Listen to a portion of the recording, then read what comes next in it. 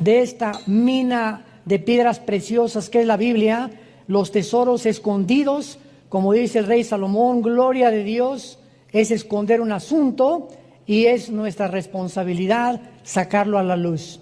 Así que Dios encripta, esconde tesoros, revelaciones en lenguaje metafórico, simbólico, para que nosotros tengamos la diligencia, la perseverancia de estar escudriñando, profundizando y no leyendo ya superficialmente las Escrituras.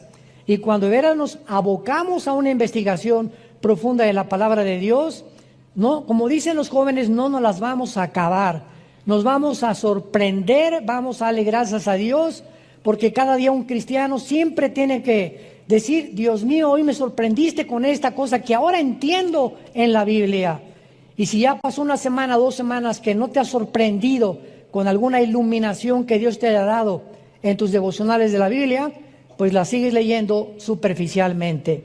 Vamos a ver ahora el misterio de la serpiente y de Jerusalén.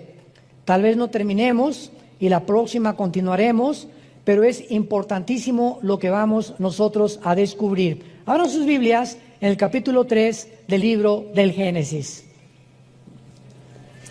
Y antes de entrar en materia, recordemos que otra vez enfatizo, Dios ha encriptado, Dios ha escondido a través de símbolos, de metáforas y de números.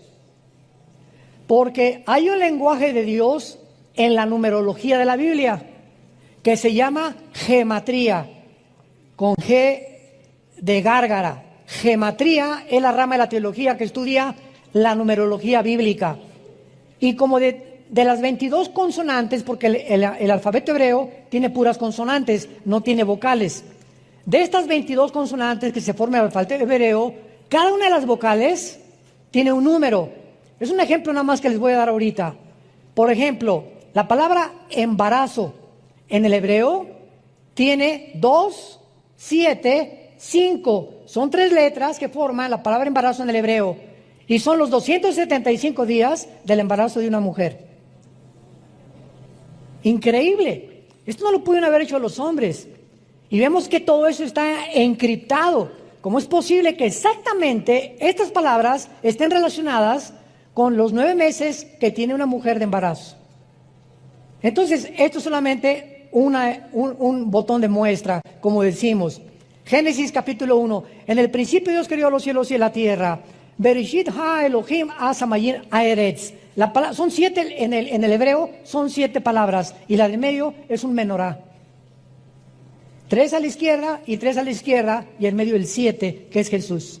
Porque 3 a la derecha y 3 a la izquierda del menorá es el número del hombre. Fuimos creados en el sexto día.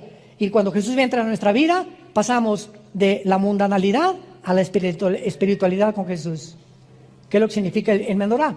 Y es el símbolo de vida nueva para el mundo. Es un menorá, vida nueva para el mundo. Ustedes entienden por qué lo tenemos como símbolo también. Muy bien, estos solamente son botoncitos de muestra. para que de veras se agarren y digan, ah, caray, este está sabroso, ¿verdad? Qué rico está el postre. Muy bien, de la misma manera que esto es claro en el Antiguo y el Nuevo Testamento, en el Nuevo Testamento llega Jesucristo y comienza a hablar en parábolas. ¿Qué son las parábolas? Son comparaciones de cosas terrenales con espirituales o viceversa. Entonces Jesús comienza su ministerio, el sembrador, Mateo 13, salió a sembrar y una semilla cayó junto al camino, otra en espinas, otra en rocas y la cuarta dio fruto. Y la gente que lo escuchaba, ¿qué fue lo que escuchó? La tierra, semilla, un sembrador, espinas y piedras. Y no encontraron más que, qué bonito cuento. Y entonces agarró a los discípulos, después de que la gente no entendía, los llamó aparte y les dijo, a ustedes, los que me siguen, les es dado de conocer los misterios de Dios. Y entonces, aparte a ello, les explica, el sembrador es el que siembra la palabra de Dios, la semilla es la Biblia.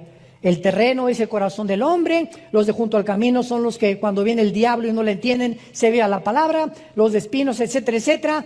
Y él, detrás de un supuesto cuento o una historia, escondió los misterios del reino de Dios. Para que hasta los granjeros, hasta los rancheros, cualquier indígena, no importa que no haya ido a la primaria, puedan entender los misterios escondidos en la Biblia si tienen a Cristo como su Señor. Y así llegamos a Apocalipsis también, que son puros símbolos. Que las 7 estrellas, los 7 espíritus, las 7 cabezas, las 10 cuernos, etcétera, etcétera. Y todos estos símbolos están escondidos, pero representan verdades en el Antiguo Testamento. Entonces yo quiero estudiar Apocalipsis, necesito estudiar Daniel, Ezequiel y Zacarías principalmente, que me interpretan los cuernos y las cabezas y las bestias del Apocalipsis, porque la Biblia no es de interpretación privada. Entonces, abriendo la Biblia, encontramos en el capítulo 2 y en el capítulo 3 del Génesis, lenguajes encriptados. Génesis 3, la serpiente era astuta más que todos los animales del campo que Jehová Dios había hecho, la cual dijo a la mujer: con que Dios os ha dicho, no comáis de todo árbol del huerto. Inmediatamente, lo primero que discernimos es que no podía ser una serpiente, sino que el mismo Nuevo Testamento, 2 Corintios 11, 2 al 3, les dice Pablo: temo que como la serpiente con su astucia engañó a Eva, vuestros sentidos sean extraviados de la sincera fidelidad de Cristo. Apocalipsis 12, 8 y 9, el dragón, la serpiente antigua que se llama Satanás. Entonces vemos que lo que aparece como un animal en el capítulo 3 del Génesis, sabemos que no era un animal. Una serpiente no camina, una serpiente no habla y más que nada, una serpiente no razona. Y cuando vemos que una serpiente le está hablando a Eva, sabemos que la diferencia entre los animales y los seres humanos es que nosotros fuimos creados, a diferencia de los animales, con conciencia de que hay un Dios y de que podemos tener comunión con Dios. Los animales no pueden tener conciencia de Dios, no tienen conciencia de Dios, ni tampoco Dios se comunica a ellos. Son guiados por instintos. Entonces vemos que aquí un animal es usado por el Espíritu Santo para ilustrar a la serpiente. Y más adelante, cuando viene el juicio de Adán y Eva, le dice inmediatamente a la serpiente: vas a arrastrarte por tu pecho. O sea, una serpiente no necesita las piernas y los brazos que tenemos nosotros, ni las patas de los animales, porque el sistema muscular en el vientre hace que puedan caminar y enrollarse y transportarse. Y dice: y comerás el polvo todos los de tu vida. A la serpiente, sabemos que las serpientes, si comen polvo, se mueren.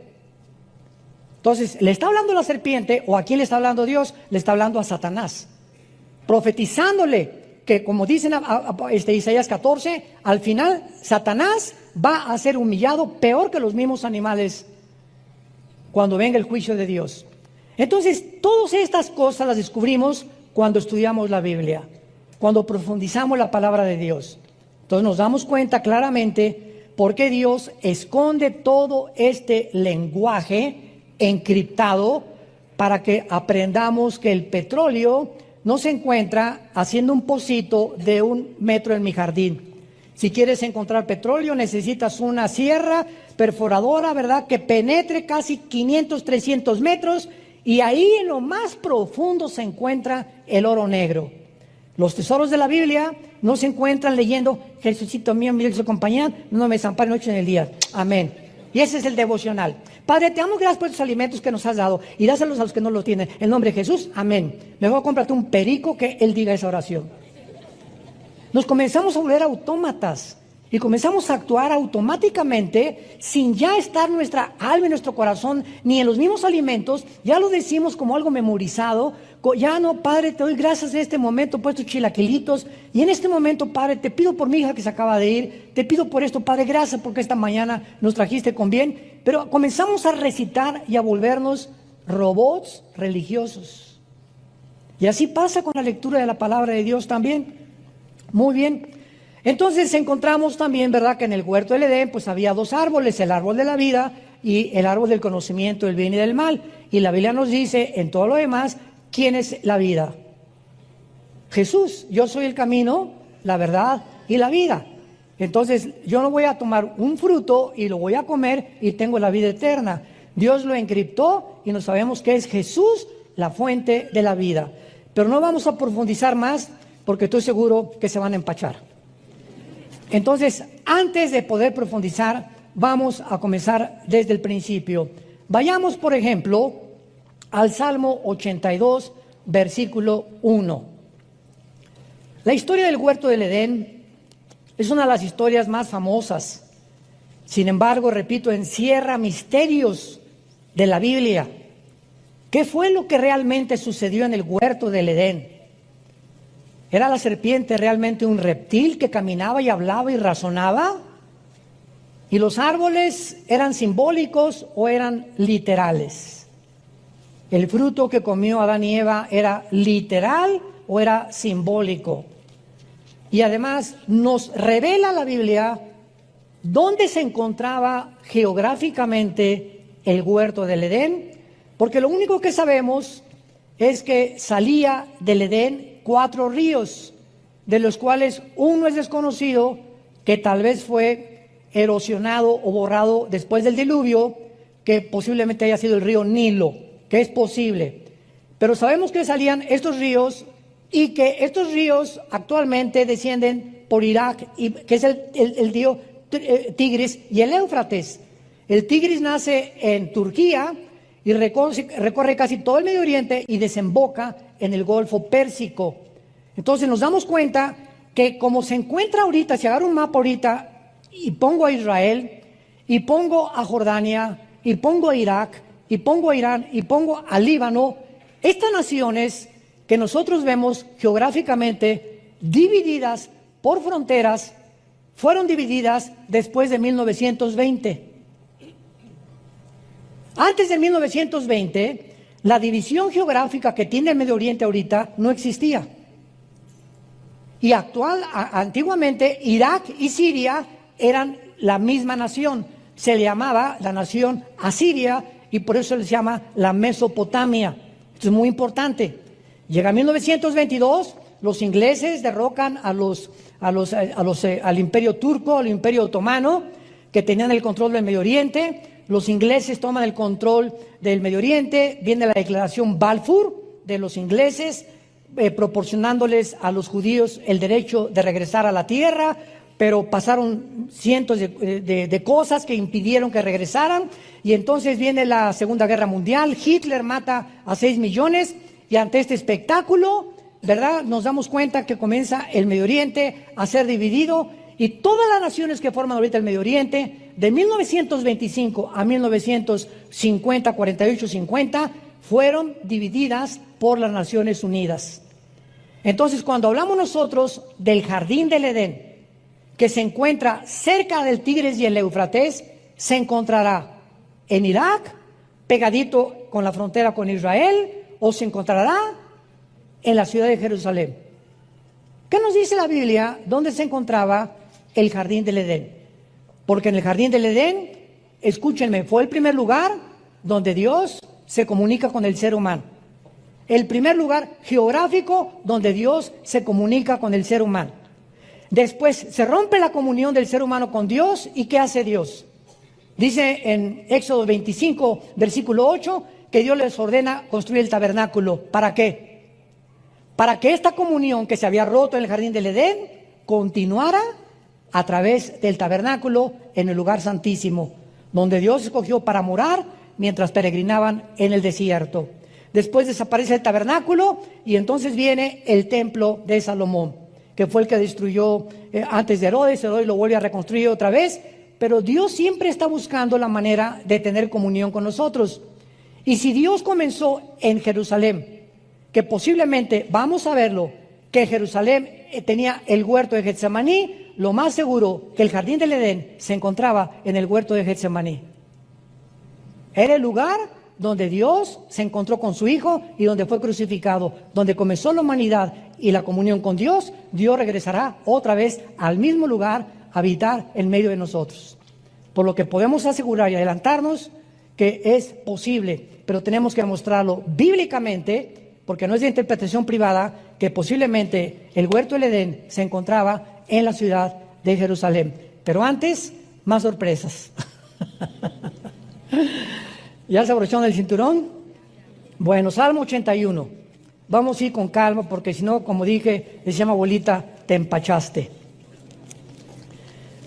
¿Qué es el empacho, verdad? Cuando comemos demasiado y la digestión no se hace posible. ¿Y qué pasa cuando de repente una verdad nos es revelada por el Espíritu Santo y yo no estoy preparado desde antes a comenzar en una orquesta, una sinfónica, hay la obertura? Viene lo del medio y viene un clímax, tan al final, la sinfonía de Beethoven o la 10ª sinfonía de Beethoven, y viene el clímax. Imagínense que el director comenzara con el ¡pum!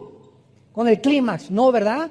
Sino que comienza la sinfónica, tararán, tararán, tararán, tararán, y nos va llevando los que aman la música clásica, y siempre en las oberturas y las sinfónicas hay un clímax, los músicos lo saben. Y así nos lleva Dios. No nos lleva Dios y nos dice a un niño de 3 años, ¿cuánto es la raíz cuadrada de 27? Y el niño, ¿el don? Apenas sabe multiplicar y dividir. Entonces, así es la Biblia. Cuando hablamos de muchas cosas demasiado profundas, que ya estamos grandecitos para aprenderlas, es cuando comenzamos a girar, y si no explicamos desde la A, la B, la C y la D, se empachan. No hay una palabra teológica para esto, más que se marean o les cayó mal o no han digerido espiritualmente lo que la Biblia dice. Romanos 82, Salmo 82. Dios está en la reunión, no oigo. No oigo. No tengan temor, dicen, no le saque. ¿Está en la reunión de qué? ¿Nunca te has preguntado eso? ¿Cuáles dioses? ¿Qué acaso Jehová, Dios, Deuteronomio 6, del 8 al 10, Shema Yisrael, Adonai Eloheinu, Adonai Echad, oye Israel, el Señor Dios, Jehová tu Dios, uno es? ¿Qué no es uno Dios? ¿Quiénes son estos dioses que continuamente habla la Biblia?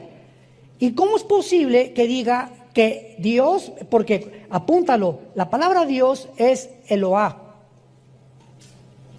y cuando se le pone el I-N, Elohim, es plural?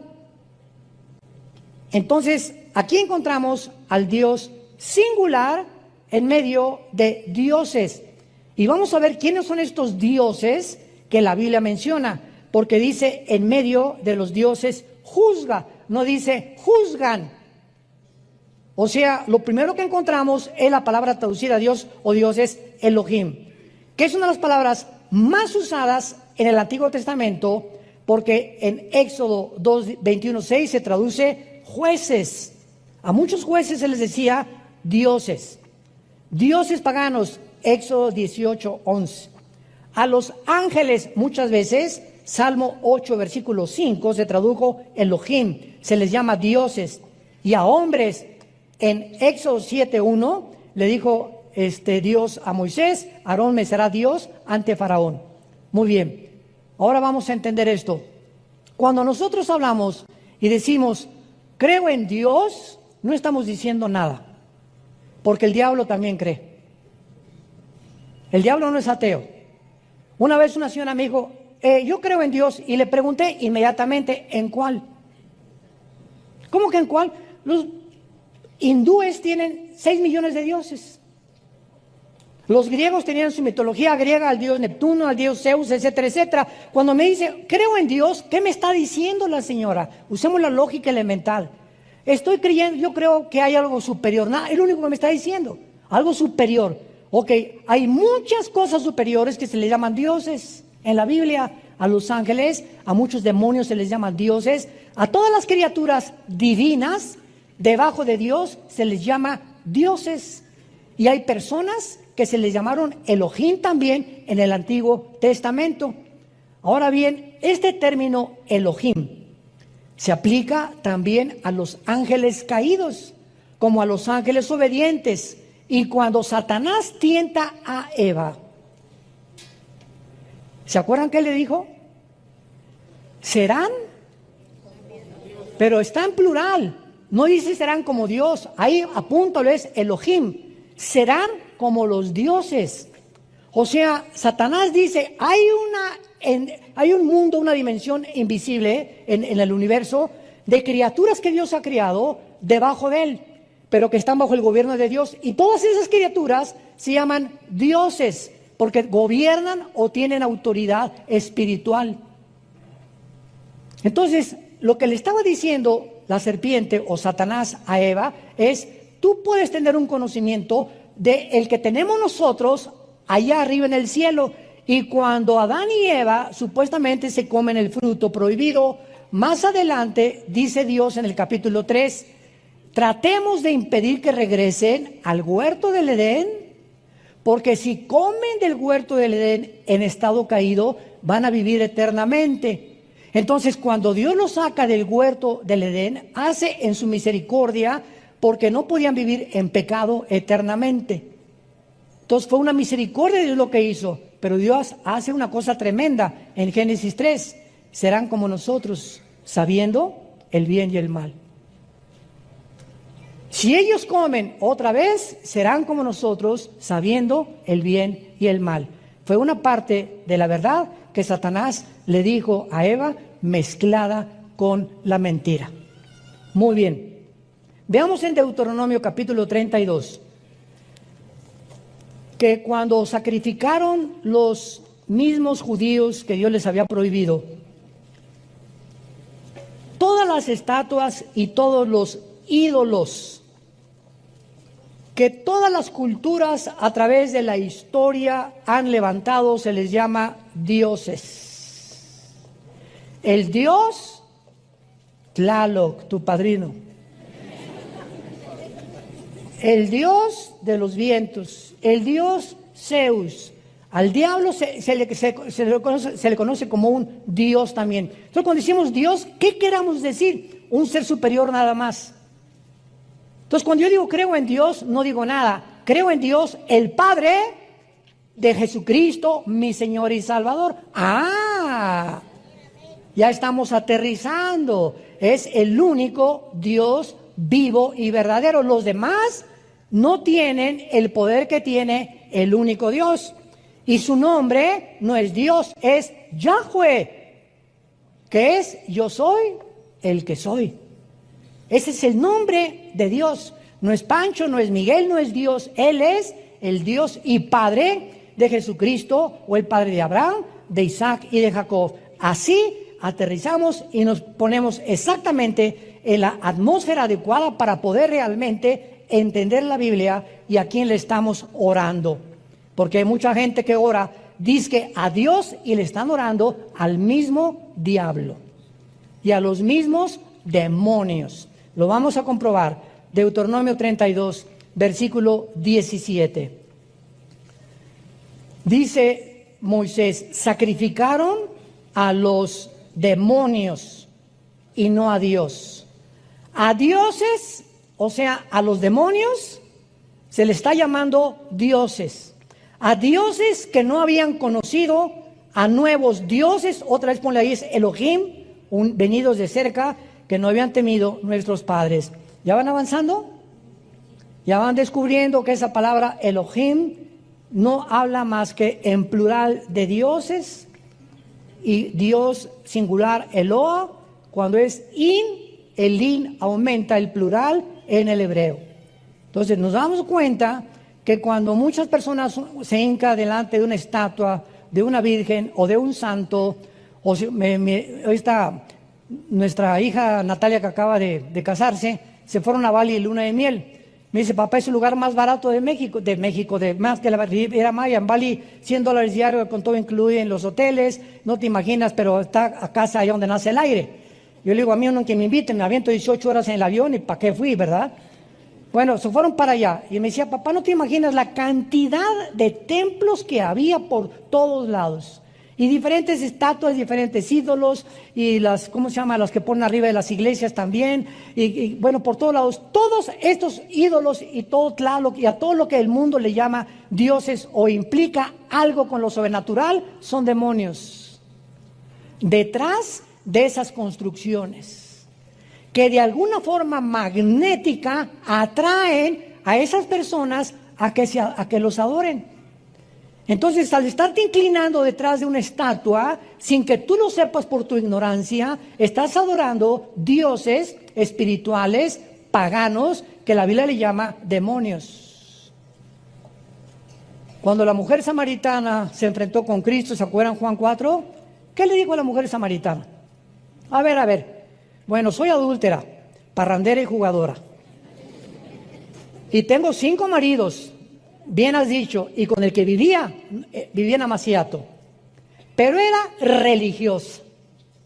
Y a las 12 del día fue a sacar el agua porque las mujeres prostitutas no podían ir a la hora en que las mujeres decentes recogían el agua a las 8 a 10 de la mañana. Por eso se le encontró a las 12 del día.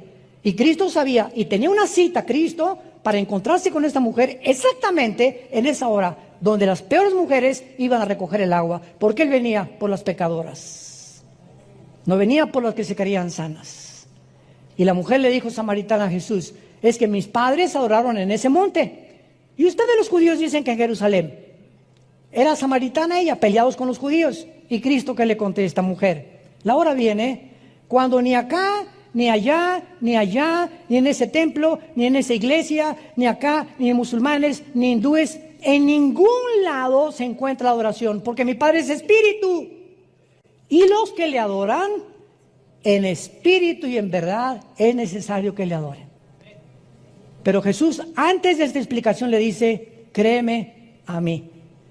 ¿Cómo podemos encontrar cuál es la verdadera religión? No hay ninguna verdadera religión. Créele a Jesús. No seguimos ninguna religión. Cuando me dicen en Estados Unidos, en las aplicaciones, ¿a qué religión pertenece? Le pongo ninguna. A ver, venga, ¿para qué me hable? Oiga, pero usted es pastor, ¿cómo que no? Yo no soy religioso. El cristianismo no es una religión, señor. Discúlpeme, pero lamento su ignorancia.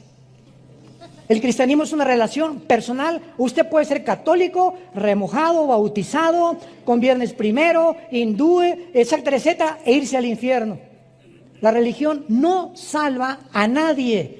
Jesús vino al mundo para invitarnos a que le abriéramos nuestro corazón y que nos quitara las vendas y guiarnos a la verdad. Y seguimos a un hombre llamado Jesucristo, que fue crucificado, enterrado y resucitado los 3 días. Él es nuestro Dios. Todos los demás son dioses falsos. Dice Santiago 2, los demonios también creen y tiemblan, pero nunca obedecen. Entonces ya vamos entendiendo y aclarando toda la terminología y todas las raíces etimológicas de las palabras, porque los medios de la televisión, los periódicos, los comentaristas, los entrevistadores, los supuestos politólogos, filósofos que hay en el mundo, no tienen ni idea de lo que es el cristianismo. Y siempre lo relacionan con que es una religión, por ignorar la Biblia, porque es lo que se ha transmitido por tradición desde hace mucho tiempo. Entonces, la frase nuevos dioses, Elohim, venidos de cerca, aquí en Deuteronomio 32, 17, se refiere a los ángeles caídos que vivían cerca de Dios y que ahora operan perversamente en el mundo. Ahora vayamos a Ezequiel capítulo 5, versículo 5. A mí me parte el corazón cuando alguien viene a la iglesia sin Biblia. Venir a la iglesia sin Biblia es como haber ido ayer al Estadio Azteca y ver a América Chivas sin pelota. ¿Verdad? Si vas a un partido de fútbol y no tienes pelota, pues ¿para qué juegas? Venir a la iglesia sin Biblia es lamentable. Ezequiel 5, versículo 5, tremendo. Así ha dicho Jehová el Señor. Ya vamos comenzando a bucear. Ya estamos como a 10 metros de profundidad. Esta es Jerusalén, la puse en medio de las naciones y la tierra de alrededor. Apunta la palabra en medio en el hebreo. Es la palabra tawech, como suena, con T de tío, A-W-S-H, tawech, y significa ombligo. Significa ombligo. La puse como el ombligo de las naciones. Es el centro de donde nosotros nacimos. ¿Qué es el ombligo? La parte física de mi anatomía que tenemos aquí, el agujerito que tenemos aquí, y con el cual estábamos conectados en la antigua vida, cuando estábamos en el líquido simniótico, ¿verdad?, de mamá. Ahí era lo único que nos conectaba. Y cuando nacemos a esta dimensión y salimos de la dimensión de la matriz de la mamá al mundo, lo primero que hacen es que cortar el cordón umbilical, que ya nos separa de la antigua vida a la nueva vida. Y cuando Dios le llama a Jerusalén el ombligo, está diciendo que desde ahí nació la ley, de ahí Dios vino a morir, ahí fue crucificado, ahí estuvo en el huerto del Edén, ahí fue donde el monte Moría. Abraham iba a sacrificar a Isaac, ahí estuvo el templo de Jerusalén, el templo que está ahorita debajo de la cúpula de la mezquita de Omar, es el centro de todo. Y ahí en Jerusalén comienza la Tercera Guerra Mundial, y en Jerusalén Dios bajará de su tercer cielo a poner su trono en la tierra en Jerusalén.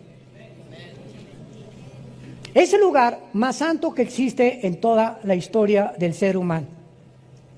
La ciudad más perseguida, más odiada, la más controvertida de todas las cosas,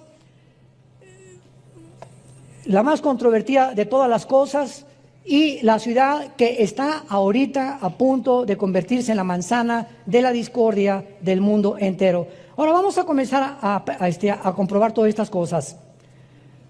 Otros han colocado el huerto del Edén en Israel, en el monte de Sión, y de acuerdo a la historia de los judíos y al lugar donde Dios creó a Satanás, fue en el Edén.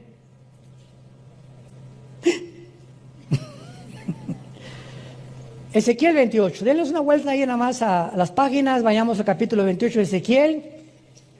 Y antes de que nosotros fuéramos creados, o nuestros primeros padres, Adán y Eva, en el huerto del Edén, ese lugar geográfico fue el lugar de la creación de la criatura espiritual más sabia, poderosa, magnífica, bella, inteligente, que se llamaba Lucifer. Ahí en el huerto del Edén, donde ya lo estaba esperando Lucifer, Adán y Eva, ese lugar se puso celosísimo. Lo vamos a ir entendiendo por qué el ataque, por qué no atacó a Adán antes de que fuera creada la mujer, cuando estaba solito Adán.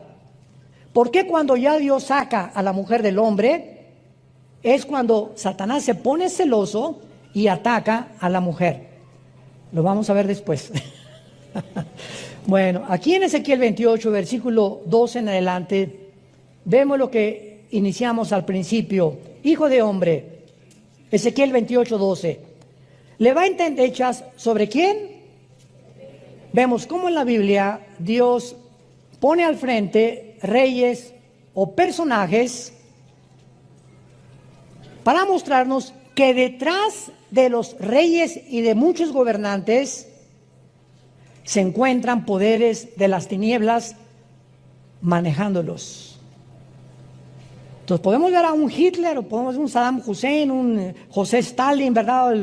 El que tú me quieras mencionar, y vemos al ser humano y los psicólogos, los psiquiatras, Stalin, Hitler, personas sociópatas, esquizofrénicas, paranoicas, todos los adjetivos de la psiquiatría, etcétera, en él. Pero detrás de todos esos adjetivos que descomponen una personalidad o la convierten en un loco, se encuentran poderes de las tinieblas, de acuerdo a la Biblia, operando en ellos.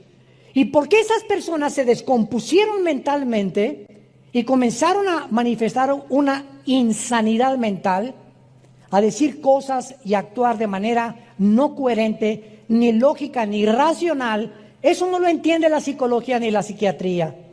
Y entonces cuando un psiquiatra o un psicólogo, con el respeto que se merecen, trata de ubicar a un paranoico, a un esquizofrénico, a un sociópata, a un psicótico, a una conducta normal, no tienen la terapia para hacerlo más que con chochos, con químicos, Valium, Ecuanil, Prozac, pastillas tranquilizantes. Y tú vas a un hospital psiquiátrico y el 99.9% de todos los pacientes en todos los hospitales psiquiátricos del mundo los tienen drogados. Los tienen que manejar con químicos para poder controlarlos. Porque la condición mental en la que ellos se encuentran no es una condición mental física, es una condición espiritual. Y cuando alguien llega a desvariar o a comenzar a tener una condición de insanidad mental, a decir cosas sin sentido, incoherencias, contradictorias, cuando comenzamos a tener actitudes, en la mañana soy una persona con mi esposa, con mis jefes soy otra persona, en la iglesia tengo cara de San Clodomiro, y en la noche con mis hijos soy otra persona. Hay hombres que tienen 4 personalidades en un día. Se le llama desórdenes múltiples de la personalidad. ¿Y saben ustedes de dónde vienen estos desórdenes? ¿Por qué la persona no es íntegra? Yo soy lo mismo, tengo que ser en la iglesia el mismo, con mi esposa lo mismo, con mis hijos lo mismo, en mi trabajo lo mismo. Es lo que se llama integridad. Y la desintegridad es cuando se desintegra la personalidad. Y cuando venimos a Cristo, Él trata de que seamos íntegros de una sola pieza, porque eso nos da estabilidad mental. Cuando tratas de aparentar o poner una cara que no eres, porque con tus amigos, ja, ja, ja, y esto y el otro, y zapata, y pásamela el tequila, el otro, llegas a la iglesia, santo, santo, santo. Y con tus hijos eres otro, y vas en el carro con tus hijos, y ves, pasa una muchacha guapa, y tus hijos ven como no la monitoreaste, casi la filmaste con los ojos. Dice, ¿ese es mi papá? ¿Ese es el que me lleva a la iglesia? A mi mamá le pone cara de que te amo, mi mamacita, mi periquito. Y relincha como caballo bien alimentado en Chapultepec por las muchachas. Te comienzas a desintegrar. Muy bien. Para no profundizar más, dice aquí en Ezequiel 28:12, que Dios le dice a Ezequiel que mire al rey de Tiro. Pero inmediatamente vemos lo que le dice Dios a Ezequiel que le diga al rey de Tiro. Tú eras el sello de la perfección. Esto no puede ser literal. ¿Se dan cuenta cómo comenzamos a descubrir qué es literal y qué simbólico es metafórico? No hay ningún rey de Tiro, ningún ser humano perfecto, más que Jesucristo. Tú eras el sello de la perfección, lleno de sabiduría y acabado de hermosura. Ya parecía que se parecía el rey de Tiro a Rambo. En Edén, en el huerto de Dios, estuviste. Y en ese tiempo, Ezequiel, ya no existía el huerto de Dios ni el Edén. Conclusión, vamos bien. No está hablándole a un humano. Está hablándole a una entidad espiritual representado por un rey para podernos revelar de quién está hablando. Ahora acuérdense de una cosa. El huerto del Edén, Dios no creó, síganme con mucho cuidado, a Adán en el huerto del Edén.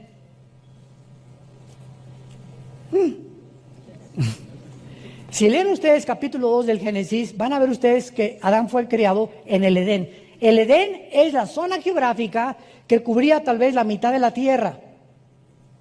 Y el huerto del Edén fue puesto dentro del Edén. El huerto, un jardín en medio de la zona geográfica que se llamaba Edén. Entonces, el huerto era un jardín especial donde el ser humano iban a ser probados. Y Dios crea en el Edén a Adán, y ahí lo dicen en Génesis capítulo 2, y lo coloca en el huerto. La única que fue formada en el huerto fueron ustedes, las mujeres, en el paraíso de Dios. Con razón. Con razón nos traen como nos traen, ¿verdad? Hoy en la mañana se lo dije a mi esposita y me dijo, ay, qué bonita cosa me has dicho, con razón, ¿verdad? Le digo, con razón te amo tanto. Las mujeres fueron creadas en un paraíso, nosotros en el barro y en la tierra y en el lodo.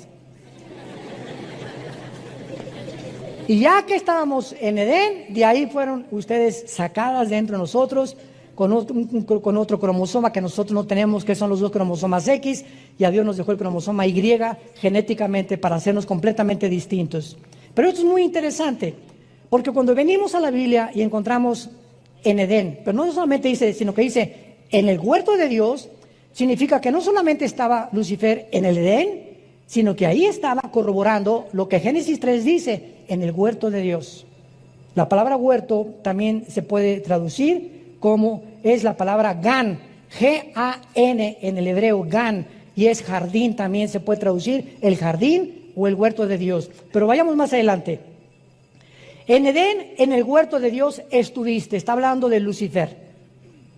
Ha sido la criatura, el querubín más perfecto, más sabio, más inteligente que Dios creó en el universo. Y vean lo que dice Dios, que Lucifer estaba vestido con piedras preciosas, cornerina, topacio, jaspe, crisólito, berilo, ónice, zafiro, carbunclo, esmeralda y oro. Cuando vemos las vestiduras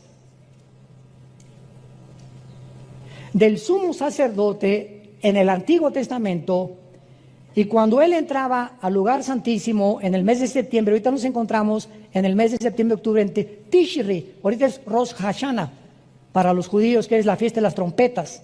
Muchos creen que en esta época es cuando Cristo viene al arrebatamiento. Muchos creen, no estoy seguro, puede ser o no puede ser, pero no sabemos eso, no podemos ser dogmáticos. Pero cuando el sacerdote entraba al lugar santísimo en este mes de Tishri, entraba con una fila de piedras preciosas, y son las piedras preciosas que usaba Satanás.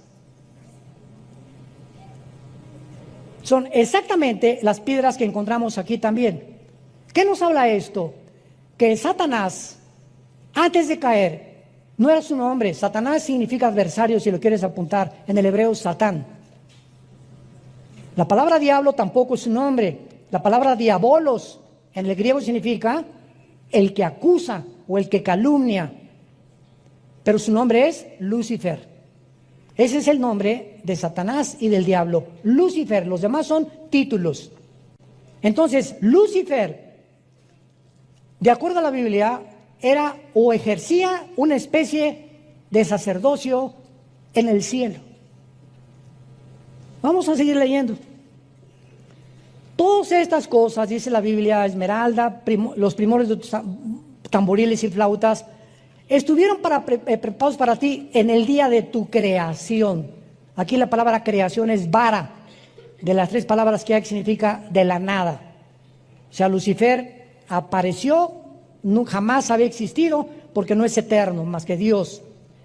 Versículo 14, querubín grande y protector. Lucifer es un querubín caído, no es un ángel caído, es un querubín caído. Tratemos de explicar. El rango más alto de los ángeles son los querubines. Podríamos llamarles un ejército, los generales de división. Los coroneles o los tenientes coroneles son los serafines. Y debajo de los serafines están los ángeles.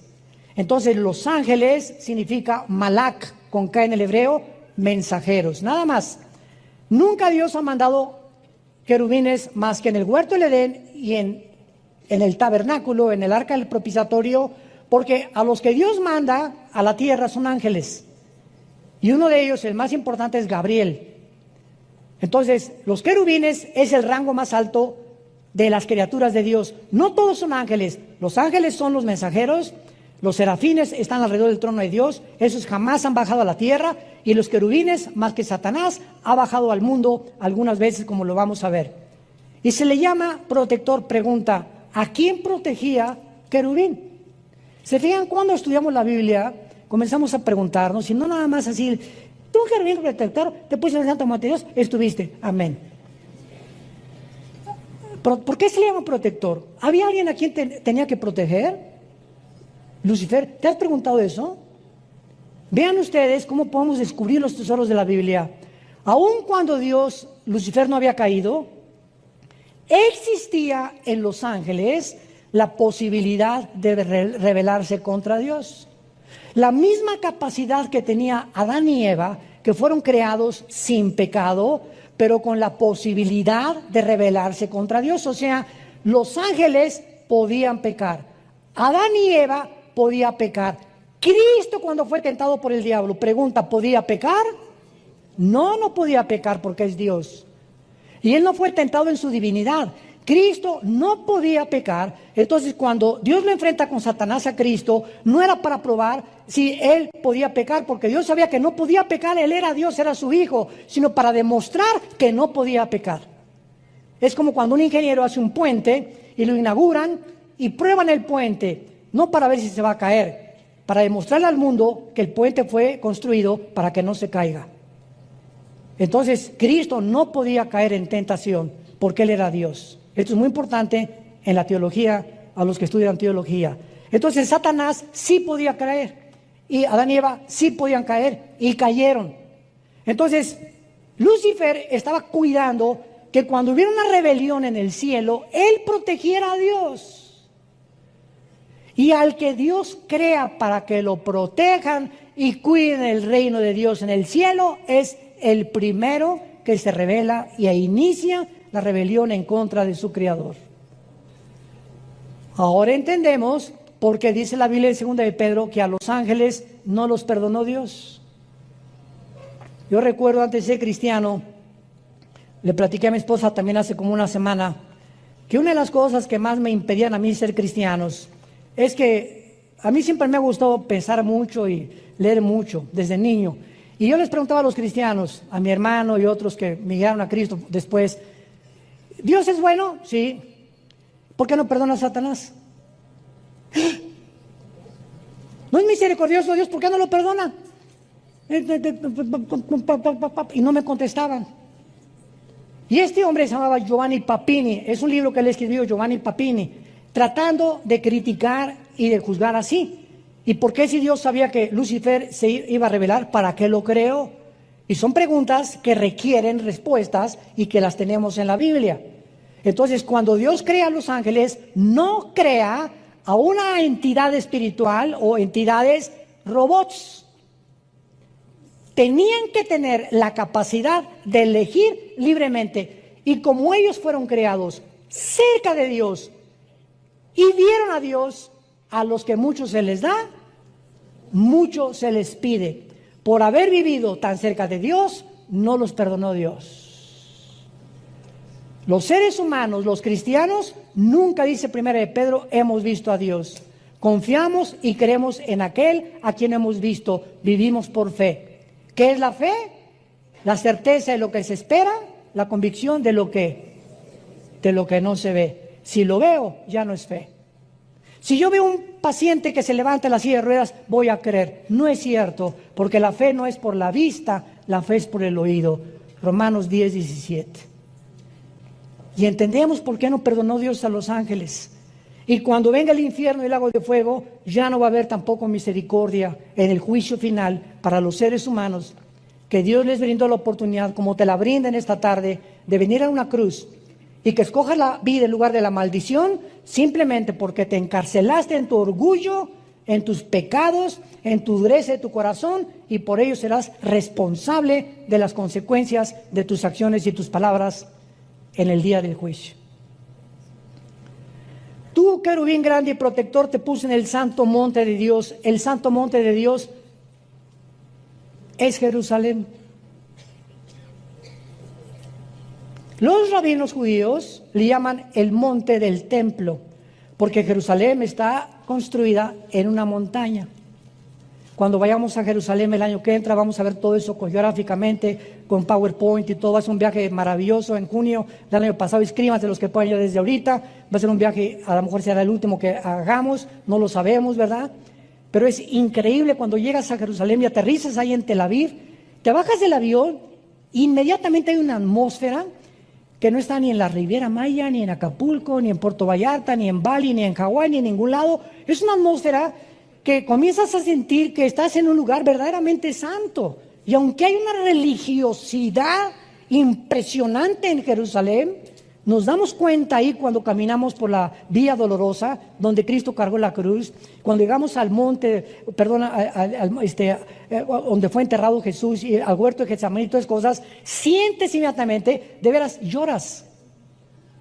Hay una sensación en el aire que te hace llorar porque estamos conectados con Dios. Y toda la demás gente que llega y todas las demás religiones como si nada, como si fuera a Cancún, a Acapulco, o a Taxco, o a San Miguel Allende. Pero cuando eres hijo de Dios y estamos conectados con la dimensión espiritual de Dios, todo nos afecta porque sentimos inmediatamente que Dios nos está hablando en cada lugar donde vayamos a ir. Lo más importante de esto, para terminar, dice aquí en Ezequiel 28, y lo vamos a dejar de tarea para la próxima clase. Dice en el versículo 17, el pecado de Lucifer. Se enalteció tu corazón a causa de tu hermosura, corrompiste tu sabiduría a causa de tu esplendor. Te arrojaré por tierra, delante de los reyes te pondré para que miren en ti. Por favor, pongan atención. Versículo 18, con la multitud de tus maldades y con la iniquidad de tus contrataciones. La palabra reculá en el hebreo, que se tradujo contrataciones, es comercio o tráfico. Aguántense. Traficaste, profanaste, y esta palabra chalal, C-H-A-L-A-L, chalal, significa violar. Y se usa en el Antiguo Testamento sexualmente. Traficaste y violaste. ¿Qué violó Satanás ahí arriba, Lucifer? ¿Con quién traficó? ¿Es posible que haya un tipo de reproducción de los ángeles? ¿Por qué dice en Génesis capítulo 3:15, tu semilla? Le está hablando a Satanás, tu esperma, la palabra ser en el hebreo es esperma, tu semilla estará en enemistado contra la semilla de la mujer. Y nace Caín, y Caín no aparece en la genealogía de Lucas ni de Mateo como hijo de Adán. Desaparece el mapa Caín. ¿Habrá sido realmente, como dice 1 Juan 3, era hijo del maligno, Caín? De alguna manera traía la semilla de él. Y nuestra naturaleza que heredamos pecaminosa, ¿de dónde vino? Porque se transmite genéticamente por la sangre el pecado. Cuando nace un niño, no le dice Dios, ahora póngale pecado. No, los padres transmiten a sus hijos. Los 23 cromosomas míos y los de mi esposa forman el cigote, 46 cromosomas, y ahí está el ser humano completito y bien pecadorcito. Como dice David en el Salmo 51, en pecado me engendró mi mamá. Entonces, cuando comenzamos a profundizar todo esto, nos damos cuenta que en Génesis 6 los ángeles se metieron con las mujeres y produjeron gigantes. ¿Qué pasó en Génesis 6? ¿Alguna problema o algún experimento genético que hicieron con las mujeres? Y Judas, antes de Apocalipsis, la epístola de Judas dice que los ángeles, igual que los sodomitas, se fueron en pecados fornicando, igual que los sodomitas. Fornicando los ángeles. Oiga, hermano, pero acuérdense de Mateo 22. ¿Qué dice Mateo 22? Cuando se casen, cuando resuciten, no se casarán ni serán en casamiento, serán como los ángeles están en el cielo. Los ángeles en el cielo no tienen acceso, cuando bajan a la tierra, tienen forma de mezclarse con los seres humanos. Y producir engendros, y producir fenómenos o mutaciones genéticas. Niños que nacen con 2 cabezas, niños que nacen descerebrados. La mayor parte de las veces es un problema de drogas durante el embarazo, o de que algún antepasado estuvo en la brujería, pero encontramos que se transmite todo genéticamente. Todo tiene un origen. El origen de los árboles, ¿qué es? Una semilla. Ese árbol inmenso estaba concentrado, el volumen de eso, en una semilla. Nosotros, ¿cuál fue nuestro origen? Un esperma de mi papá. En un esperma de mi papá, el óvulo de mi mamá, ahí se juntaron, ahí estabas tú y ahí estaba yo. Y míranos ahora. Cerebro, orejas, oídos, páncreas, hígado, sistema cardiovascular, gastrointestinal, piel, millones de células, de cromosomas, etcétera, etcétera. Todo en una semilla. Seguiremos estudiando. Te damos gracias, Señor, por tu palabra.